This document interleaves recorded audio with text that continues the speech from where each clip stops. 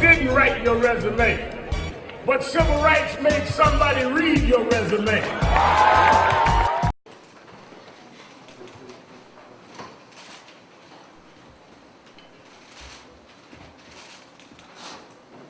To my left is Emerald Snacks Garner, daughter of Eric Garner. To my right, Eric Garner Jr.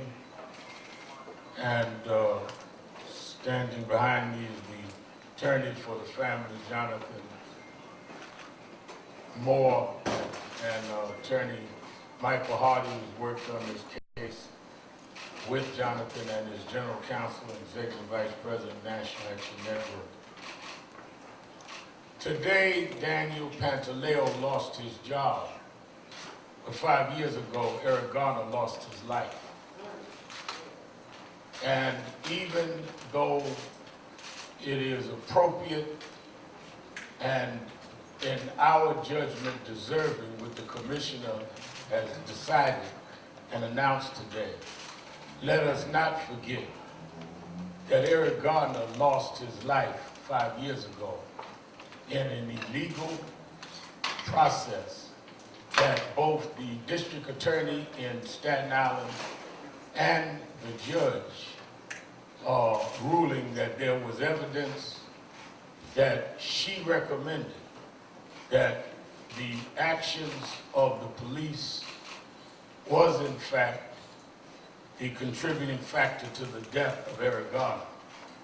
Let us be real clear that though I agree with the decision of the commissioner to follow the recommendation of Judge Rose Marie Maldonado, that in the process, let us not convict Eric Garner of things that did not end up proven in any court of law.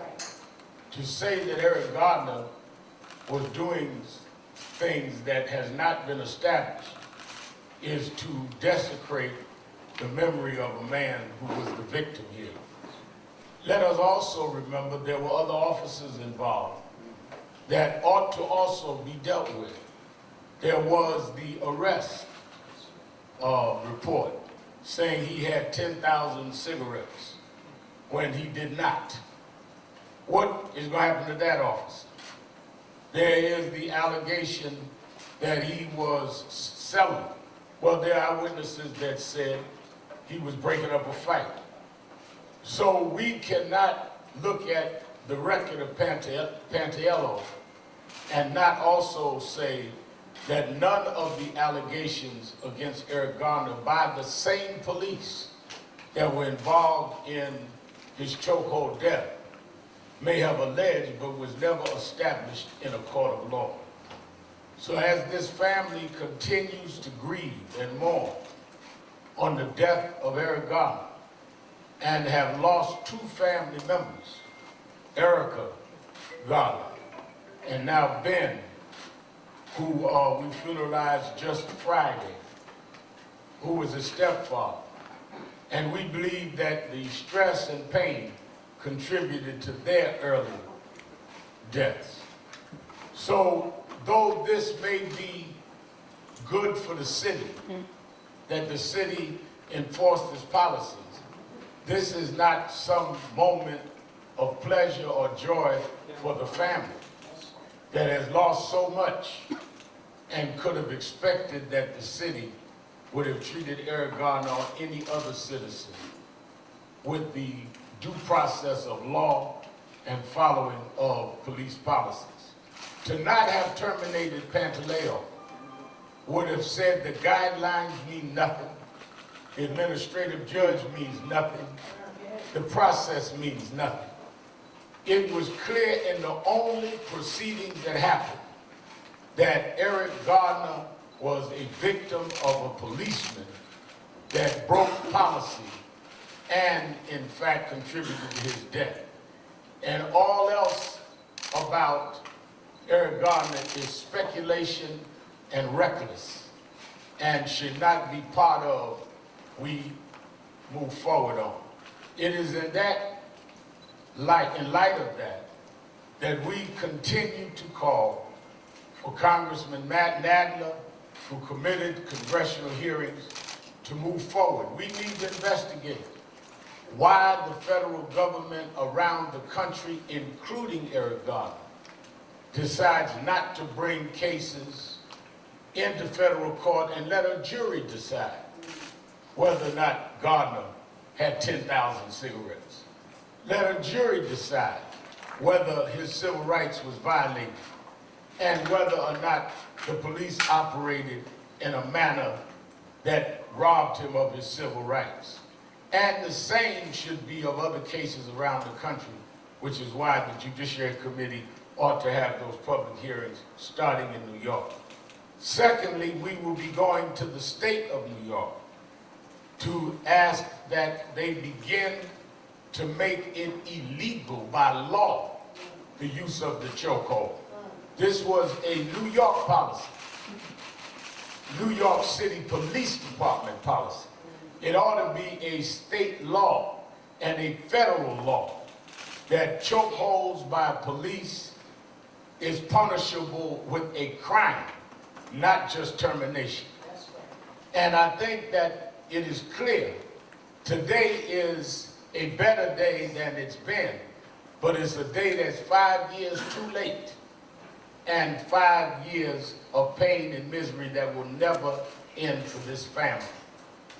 Let us also remember that we need to have laws in place that will limit the amount of time that the police department can proceed, no matter what other investigative bodies are in the midst of an investigation. I heard the commissioner say that they was asked to step aside. There ought to be a time limit on that, because the presumption is that whomever they are deferring to, that the family tried to show respect for, the presumption is that the conclusion would be that they would proceed in a just manner. And that did not happen with the Staten Island grand jury, and it did not happen with the federal prosecutors. It never even got to a federal grand jury. So though Pantaleo is no longer on the force, that's good for the citizens of the city that he's no longer going to be on the force. But this is the beginning, not the end, of dealing with this situation of chokeholds by police. It must be made illegal, and we must know why the federal government did not proceed in many cases, including the Eric Garner case, which was the case that started a new energy around our fighting for Black Lives Matter. But as we deal with this, let us be very clear that we are relieved, but we're not celebratory. There's nothing to celebrate, because Pantaleo will go home a terminated man, but this family had to go to a funeral. That's right. There's nothing to celebrate when your father and the son of Gwen has to hear these unproven allegations of what Eric Garner was doing that day, while we hear of the record of service of Pantaleo. There was no jury or court that ruled that Eric Garner was doing any of what was alleged. There was testimony, and there was never a trial that was presented with a counter-argument by those that would be able to refute whatever charges was made. But having said that, I take issue with one thing the commissioner said. I commend him for not breaking the policy. I commend him for not putting this city in a situation where we feel that guidelines and administrative judges' recommendations are meaningless. I commend him for saying that, in fact, that it is established by the trial that this was a chokehold. I do take issue when it is said that if I was a policeman, I would be mad about this. A policeman ought to not be mad that the guidelines they were trained on were enforced. What kind of policeman do we have that would be angry that policy was violated? What kind of policemen do we have that would be upset that the commissioner listened to the evidence presented by an administrative judge? There are those of us in the movement for criminal justice that has been said we have low opinions of police. Maybe we have higher opinions than some of the police authorities, because the policemen ought to not be mad. They ought to say, what I was trained to do is what I am expected to do, and that those that violate policy are going to be treated and given the punishment that is meted by that, just like those that I may arrest on a daily basis. You cannot have a set of rules for citizens and a different set of rules for policemen. They must follow the law and follow policy. And they should not be mad about it. They ought to say, I work in a department that I am held accountable. And that is what protect and serve would mean. We denounce and continue to denounce those that throw water on police and do other things at police. We're not for harming police. I don't see why any police today would be mad that citizens don't want to see citizens harmed by police, particularly against guidelines. Pantaleo was in the training. He knew the guidelines. At whatever point he decided to violate them, he had stepped over that line and he was held accountable today. That's good for the city. It is no comfort for this family. And it cannot stop there. It must be law, so that we don't have from one administration to the next, from one commissioner to the next, whether those guidelines are going to be enforced and whether those guidelines remain. So as we note today, as I said, we are relieved but not celebratory. And we are challenging this city to now move to the next step of making chokeholds illegal and to not castigate and disparage the name of Eric Garner on unproven allegations. That's right. If everything they charged and everything they accused and everything they alleged on Eric Garner were true, it still does not justify Daniel Pantaleo to put a chokehold on him and cause his death, and for the officers to put false information on their reports, and the others that came and did not do what could have been done to save his life. So let us know that this is not the end, it is the beginning of the next phase of continuing to fight for justice. Let us hear from Emerald Snipes Garner. Good afternoon. Today we got the decision, and as Reverend Sharpton said, the commissioner has decided to fire the officer. I thank Reverend Sharpton for standing with us for the past 5 years. I don't believe that if Reverend Sharpton hasn't been standing with us, we wouldn't have been able to get this far. I thank everybody who's been standing with my family for the past 5 years, and I thank everyone who has been out on the front line, everyone who's been screaming fire Pantaleo, because now he's fired. And for, Commissioner O'Neill, I thank you for doing the right thing. I truly, sincerely thank you for firing the officer. Regardless to however you came up to your decision, you finally made a decision that should have been made 5 years ago. That's right. And it's unfortunate that we went from one administration to the next. We can't talk about what happened in the past. We can only talk about what we're going to do moving forward. Amen. We will be going for the congressional hearings. We will be trying to reopen the case. We will be going after the rest of the officers involved, because it's not over. Justice for New York City means Pantaleo is fired and there's no murdering cop on the police force. So, Commissioner O'Neill, while we appreciate you making your decision, we are definitely still calling for the Eric Garner law, which will ban the chokehold, which will ban officers being protected by a shield and not held accountable for their actions. Eric Garner was killed 5 years ago. It took 5 years for the officer to be fired. I don't want another Eric Garner. I will do everything in my power to never see another Eric Garner. I don't even want to see another video of a person being choked out. Because it wasn't supposed to happen to him and it's not supposed to happen. I should not be here standing with my brother fatherless.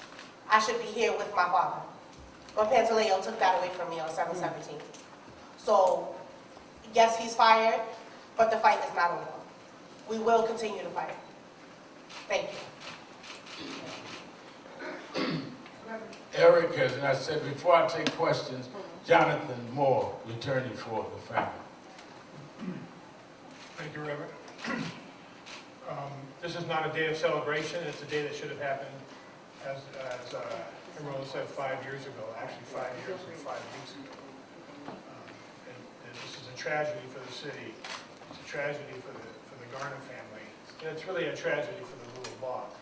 Think of all the institutions that have looked at this case and have said, we're not going to do anything. The district attorney of Richmond County, the Department of Justice under Barack Obama, the Department of Justice under Donald Trump.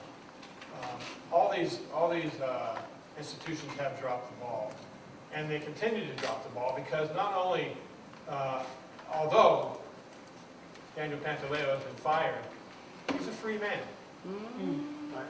Although Daniel Pantaleo is fired, the other officers who contributed to the death of Eric Garner are still serving and protecting on behalf of the New York City Police Department.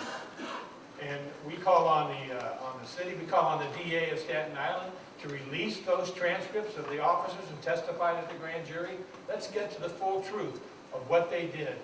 And let's make sure that they're also held accountable for what happened on that terrible day. Before taking questions, Fred Davies of the CCRB is not in town, but has sent a statement. Jerica Richardson, Senior Advisor and Secretary to the Board of the CCRB, is going to read the statement.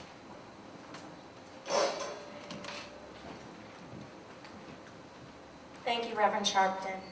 And to the entire Garner family, you have suffered such unspeakable loss.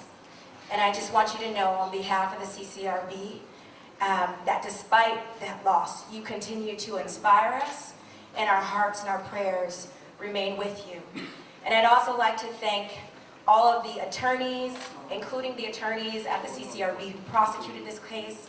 I want to thank the advocates and the activists and all the everyday people that rallied and called for justice for Eric. It is because of them that we're here today.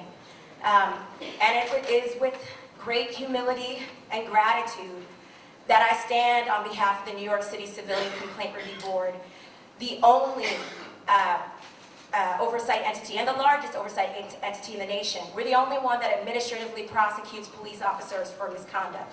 And we only exist and we only are here because of the community. And I'll tell you, I have mixed emotions. There's a lot more that we need to do to strengthen accountability, not only in New York City, but this nation.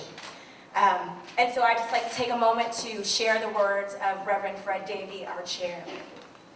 After 5 long years, Eric Garner's family, the city of New York, and a nation that long has had watchful eyes upon this case, finally has some closure.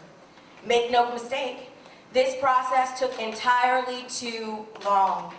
And the tragic reality is that neither a verdict from a judge, a decision from a police commissioner, neither of these can reverse what happened on July 17, 2014. Officer Daniel Pantaleo's termination from the New York City Police Department does not make the death of Eric Garner any less harrowing, but it's heartening to know that some element of justice has been served. Given the evidence the CCRB's prosecutors presented at trial, the police commissioner had no option but to dismiss Pantaleo from the department. While July 17th is and always will be a somber day for the city of New York, today we can rest assured that Daniel Pantaleo will never patrol our streets again. Yes. Thank you. Yes.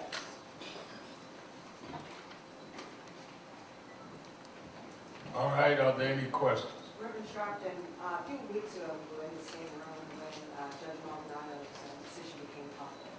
And at that time, Senator Kristen Gillibrand called for the Staten Island Range to retreat over the Is there any update on that front? And are We have not heard an update. We certainly support that. We certainly have a new district attorney that ought to reopen the grand jury and go over the grand jury testimony of those officers to see if anyone perjured themselves in the grand jury. Because once you testify in front of a grand jury, you're subject to perjury. So like I said, this is far from over.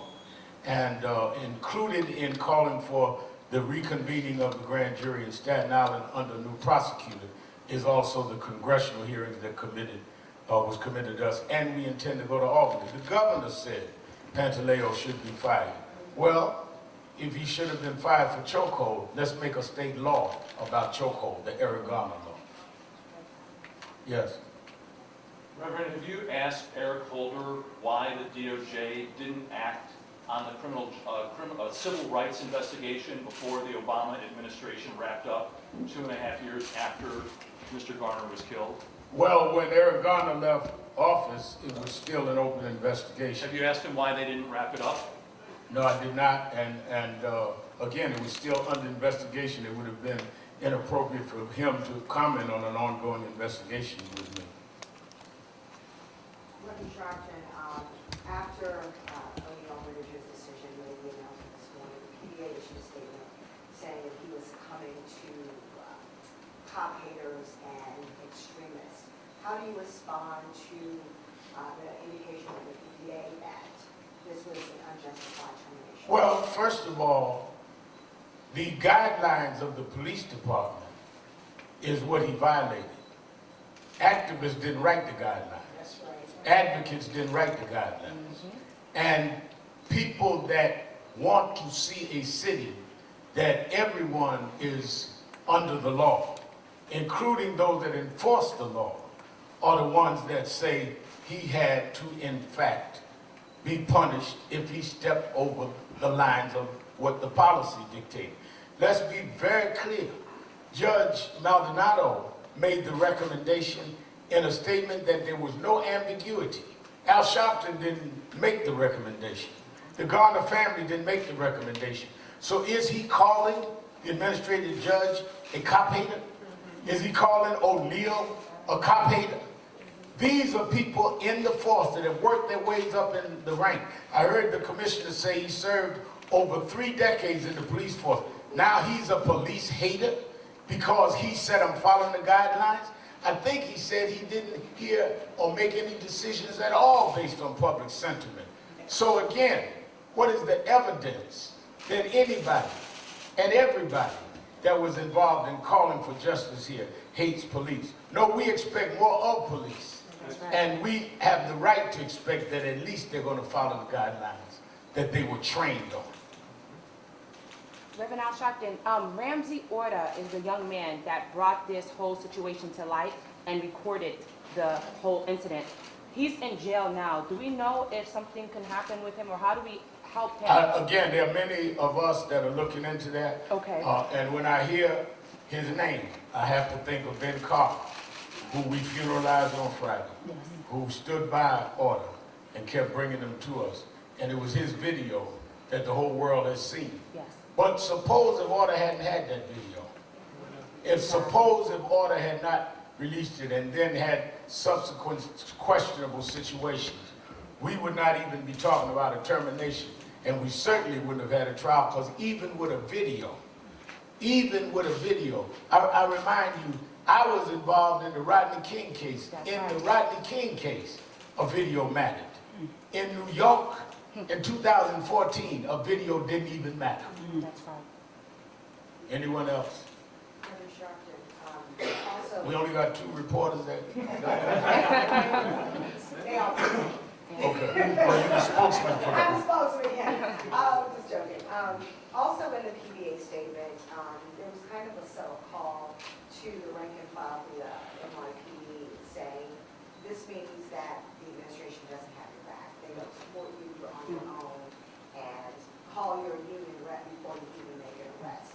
A lot of people are interpreting that as, look, we're going to retaliate by not doing our jobs because we're going to disagree with this decision. You got to be conscious of that. If there is a slowdown by calling the union before you do an arrest, then those officers ought to be terminated and investigated for obstructing justice. In communities that we deal with high crimes, we cannot afford police to not do their job, but their job is within the guidelines that they're trained on. And I think that it is one of the most despicable suggestions to say that police should call the union before they make an arrest. Did Mr. Pantaleo call the union before he choked Eric Garner? Right? I think that suggestion is 5 years too late. President Sharpton, you mentioned in passing some of the anti-police violence that's been going on. I wonder if you could amplify. Again, we do not support, condone, and will actively be against any violence against police. We're not anti-police, we're anti-police brutality. Many members of our community, many members of our churches, members of National Action Network are police. We're not anti-police. That's right. They're trying to do a broad stroke that we're anti-police. To say that a policeman, that even the police leadership said violated policy, makes you anti-police, is to say that police should be able to do whatever they want to do. That ought not to be accepted in this country. We cannot have any segment of society where people are above the law. I know we're in the Trump era, but we've not lost our minds. That's right. In terms of the Reverend. officers that now seeing, do you think we should go to disciplinary trials or injury? They should absolutely go to disciplinary trials, or even further, if they issued false statements. If they offered false statements in the grand jury, that's perjury, which is why the case should be reopened and it ought to be reviewed. Because now there's a finding of the facts in this internal investigation and trial that ought to be matched with what was told to a grand jury, which is subject to perjury laws. Reverend, I noticed on the wall back here, a photo of you with Baez's mother during the Baez-Levoti issue. Levoti ultimately was convicted, federal civil rights issue. And it's the one case that the judge said was most like this case here in her ruling and bolstered her decision here.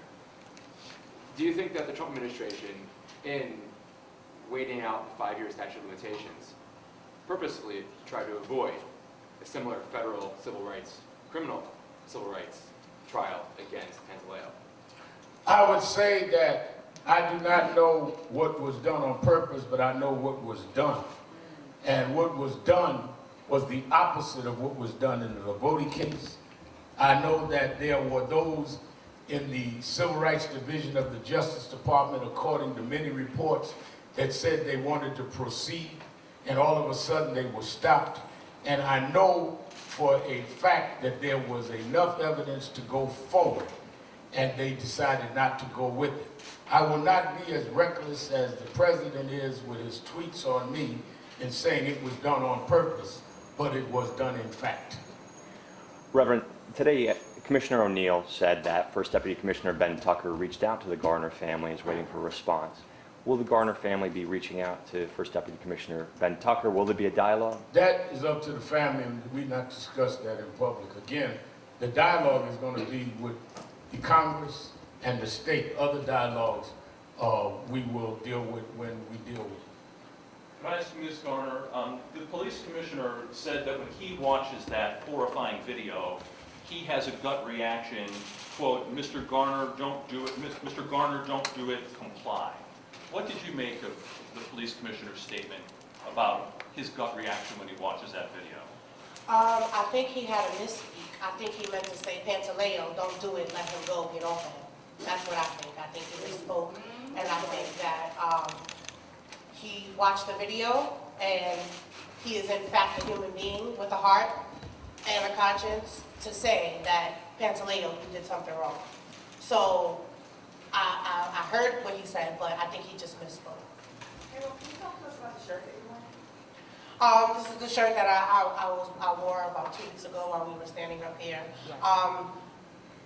Officer Pantaleo, well now I can say Daniel Pantaleo, is a murderer, and that's just how I feel. I wear my emotions on my sleeve, and now I wear it on my chest. I feel that he is a murderer. I feel that he could have gotten off of Eric Garner. I feel that he made a choice. And everybody has a choice. When you're in life, you have a choice. You watch The Matrix, you take a red pill or a blue pill. So I'm just saying, I feel as though he is a murderer. I feel like he murdered Eric Garner. And let me say, she's not the only one today that said he could have gotten up. The commissioner said. Commissioner said. Yeah, that's right. I guess he's a cop hater. Ms. Garner, we have the transcript to clarify that Commissioner O'Neill said, when I watched the video, I said to myself, Mr. Garner, don't do it, comply. And then I said to Officer Pantaleo, don't do it. I said that about the decisions made by both Officer Pantaleo and Mr. Garner. Ms. Garner, when you watched that video, what do you say? When I watch the video, I see my father being killed. That's right. All right, thank you very much. Thank you. Thank you, Reverend Alston. Thank you, Reverend Sharpton, all your work. Thank you. Stay on.